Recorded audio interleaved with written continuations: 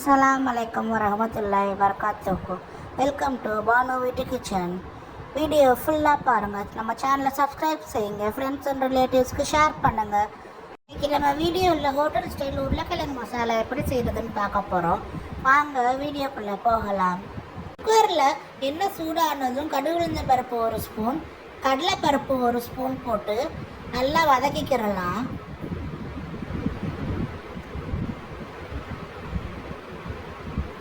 நறுக்கிய பெரிய வெங்காயம், தக்காளி, பச்சை மிளகாய், கருவேப்பிலை, கொத்தமல்லி போட்டு வதக்கிக்கிறலாம். உப்பு சேர்த்து வதக்கிக்கிறலாம். நல்லா வதங்கட்டும், கண்ணாடி பதம் வரட்டும். நல்லா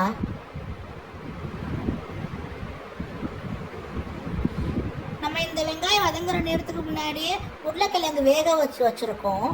அதை தோல் உரிச்சுட்டு மசிச்சுக்கிறலாம். வெங்காயம் நல்லா கண்ணாடி பதம் வந்த பிறகு மஞ்சத்தூள் ஒரு ஸ்பூன் சேர்த்து நல்லா வதக்கிக்கிறலாம். இப்போ நம்ம மசிச்சு வச்ச வெந்த உருளைக்கிழங்கு சேர்த்துக்கிறோம். நல்லா வதக்கிக்கிறலாம்.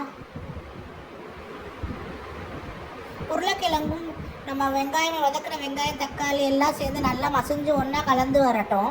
அப்போ நம்ம தேவையான அளவு தண்ணீர் ஊற்றி நல்லா மசிச்சு விடுங்க, கிண்டி விடுங்க.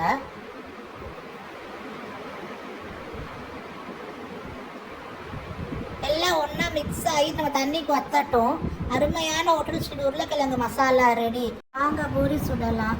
ஆல்ரெடி பூரி இழுத்து வச்சுருக்கோம். எண்ணெய் காஞ்சதும் பூரியை போடுறோம். எப்படி புசு புசுக்கு சூப்பராக வருது பாருங்கள்.